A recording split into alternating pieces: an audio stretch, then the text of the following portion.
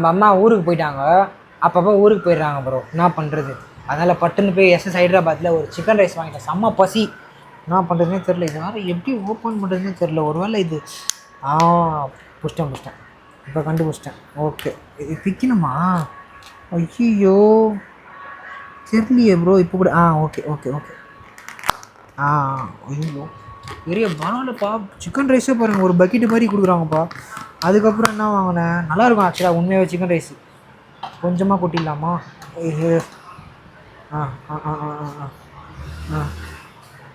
S, எவ்வளோ இருக்குது பாருங்க.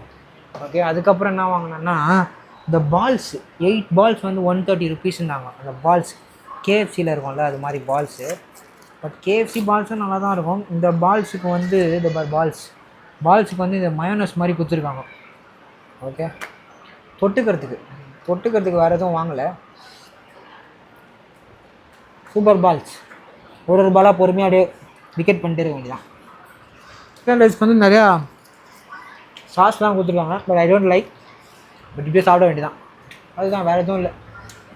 நாளைக்கு சரிச்சது பக்கம் மீதி இருக்கிறத சரிச்சு விட்டுடலாம்.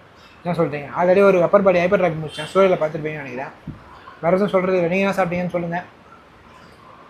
அதுதான் மக்களே, பாய், லவ் யூ. அம்மா ஊரில் இருந்து வந்ததுக்கப்புறம் வீட்டு சாப்பாடு போயிருந்தோம். பாய் மக்களே.